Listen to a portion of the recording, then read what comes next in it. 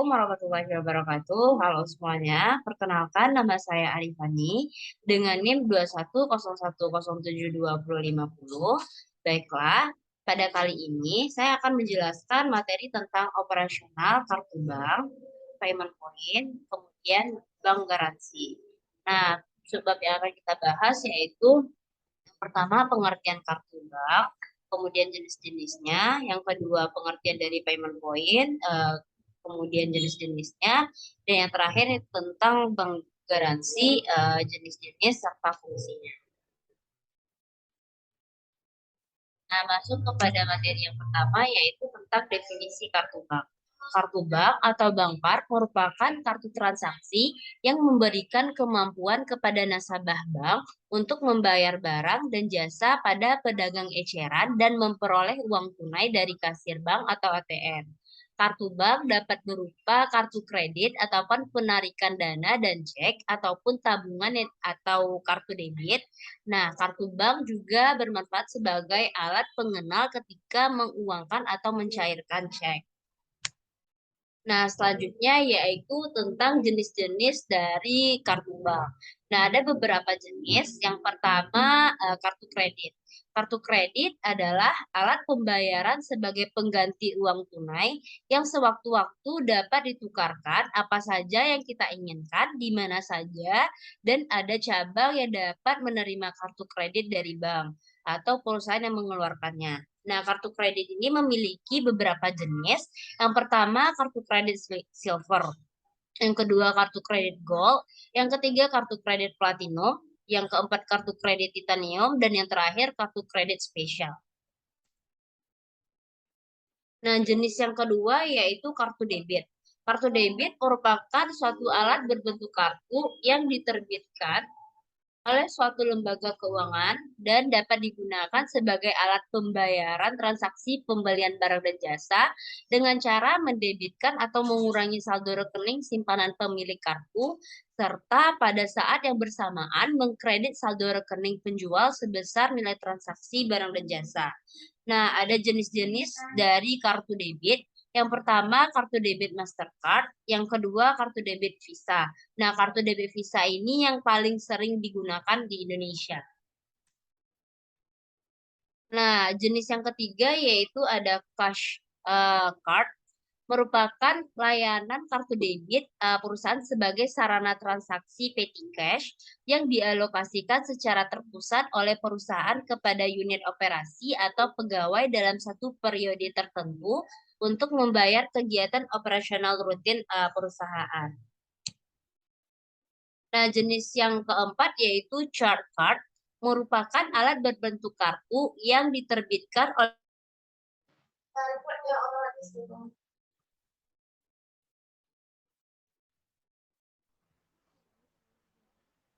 Nah, lanjut yaitu jenis yang keempat ada chart card, merupakan alat berbentuk kartu yang diterbitkan oleh suatu lembaga keuangan dan dapat digunakan sebagai alat pembayaran transaksi pembelian barang dan jasa yang pembayaran pelunasannya harus dilakukan oleh pembeli secara sekaligus pada jangka waktu tertentu setelah kartu digunakan sebagai alat pembayaran. Jenis selanjutnya yaitu smart card, merupakan kartu yang berfungsi sebagai rekening terpadu. Kartu ini dapat dihubungkan dengan rekening pribadi dan dapat menyimpan serta memperbaharui data dalam microchip, sehingga pemegang kartu dapat mengetahui keadaan semua rekeningnya. Jenis yang keenam ada private label card, merupakan kartu yang diterbitkan oleh suatu badan usaha, bukan bank, dan penggunaan kartu hanya sebatas pada perusahaan yang mengeluarkannya. Nah, jenis yang ketujuh yaitu ada check warranty, merupakan kartu yang digunakan sebagai jaminan dalam penarikan cek dan dapat pula digunakan untuk menarik uang tunai. Kartu jenis ini sangat populer di Eropa, terutama di Inggris. Di samping itu, kartu tersebut dapat juga digunakan dalam melakukan penarikan uang melalui ATM. Nah, selanjutnya yaitu tentang mekanisme penggunaan kartu. Ada dua, yang pertama kartu kredit. Nah, mekanismenya ini pada saat melakukan transaksi, kartu kredit tidak memotong saldo Anda, melainkan pihak bank mencatatnya sebagai hutang. Nah, hutang inilah yang kemudian wajib Anda bayarkan setiap bulannya. Yang kedua yaitu ada kartu debit. Nah, mekanismenya yaitu biasanya digesek pada mesin, lalu saldo yang terdapat di bank akan dipotong secara otomatis. Nah, materi yang kedua yaitu tentang payment point. Payment point berasal dari bahasa Inggris yang artinya pembayaran. Nah, jadi artinya payment point ini merupakan suatu kegiatan yang berhubungan dengan proses pembayaran yang dilakukan melalui bank sebagai media sarana atau perantaranya. Nah, payment point ini merupakan salah satu jasa perbankan untuk melayani masyarakat yang akan melakukan pembayaran-pembayaran yang relatif rutin dan nilainya relatif kecil.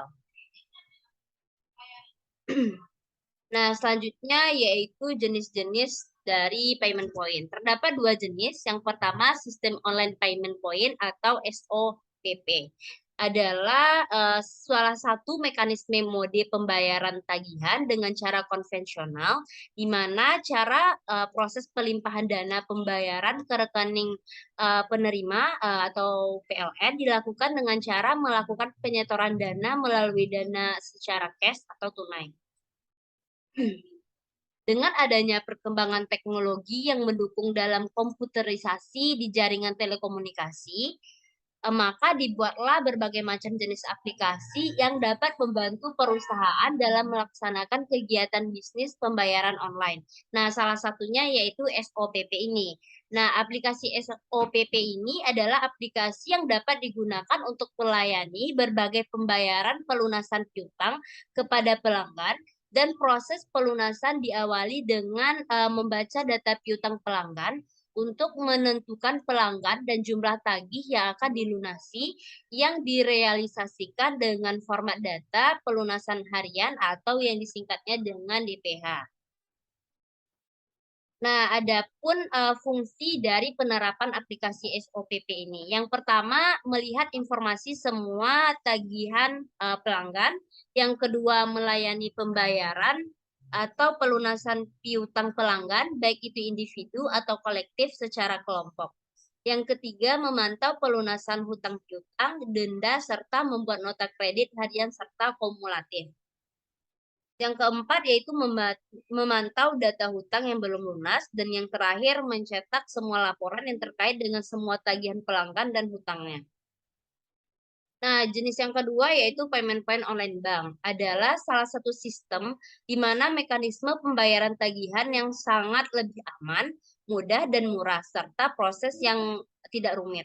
Payment point online ini atau disingkat dengan PPOB ini merupakan layanan pembayaran tagihan secara online, real time 24 jam, sehingga proses rekonsiliasi data dan dana bisa lebih cepat dan akurat serta aman. Adapun konsep dari PPOB ini yaitu yang pertama, kerjasama dengan bank dan pos, kemudian memanfaatkan network para pebisnis usaha PPOB. Yang kedua, memanfaatkan keterlibatan masyarakat untuk melakukan pembiayaan dan pembayaran. Yang ketiga, menumbuhkan peluang usaha pada jasa layanan online yang terdapat dalam masyarakat. Nah, adapun keuntungan dari PPOB ini, yang pertama, PPOB ini ikut serta dalam memperdayakan ekonomi rakyat. Yang kedua, penghematan biaya operasional bagi pembuka jasa loket. Yang ketiga, biaya membuka usaha sangatlah murah. Kemudian PPOB ini semakin banyak pula pemasukan Anda.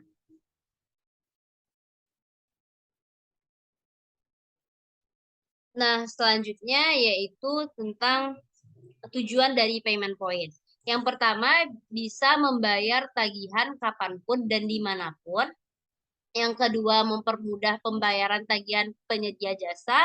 Dan yang terakhir yaitu membantu perekonomian masyarakat. Nah, selanjutnya yaitu materi yang terakhir yaitu tentang bank garansi. Bank garansi merupakan sebuah jaminan tertulis yang diberikan bank kepada nasabahnya. Bank dalam hal ini berperan sebagai pemberi jaminan. sedangkan nasabah merupakan pihak yang dijamin. Biasanya Otoritas Jasa Keuangan atau OJK menjelaskan bahwa bank garansi adalah agunan atau jaminan pembayaran yang diberikan kepada pihak penerima agunan apabila pihak yang dijamin tidak memenuhi kewajibannya. Nah, selanjutnya yaitu tentang tujuan dari bank garansi. Dari pihak bank, bagi bank, tujuannya yaitu memberi bantuan dan fasilitas serta kemudahan dalam memperlancar transaksi nasabah dalam hal untuk mengerjakan suatu usaha atau proyek atau baru mengikuti tender. Bagi si pemegang jaminan, yaitu memberi atau pemberi pekerjaan, bank garansi adalah untuk memberi jaminan bahwa pemegang jaminan tidak akan menderita kerugian bila pihak yang menjamin melalaikan kewajibannya.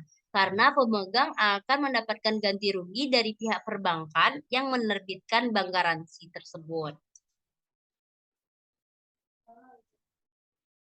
Nah, selanjutnya yaitu subbamen terakhir yaitu fungsi dari bank garansi. Adapun fungsi bank garansi bagi kedua belah pihak, yang pertama bagi pihak kreditur, debitur, dan bagi bank. Yang pertama yaitu bagi debitur atau si terjamin. Bank garansi berfungsi sebagai saran mendukung untuk pemberian jaminan kepercayaan kreditur bahwa prestasi yang menjadi hak kreditur akan tetap terpenuhi pada waktunya, sekalipun ia berhalangan untuk memenuhinya. Fungsi bank garansi seperti ini memperlancar transaksi yang dibuatnya. Nah, bagi bank atau si penjamin berfungsi sebagai salah satu sarana untuk memberikan bantuan fasilitas berbentuk jaminan yang bertujuan untuk memperlancar transaksi yang dibuat oleh nasabah dan krediturnya dan memperoleh biaya-biaya yang harus dibayar nasabah serta adanya jaminan lawan atau kontra garansi yang diberikan. Maka kredibilitas bank juga meningkat. Nah, yang terakhir yaitu bagi kreditur atau penerima jaminan. Bank garansi berfungsi sebagai jaminan terlaksana pemenuhan prestasi dalam suatu perjanjian. Nah, mungkin sekian dari saya. Mohon maaf atas segala kesalahan. See you next time. Terima kasih.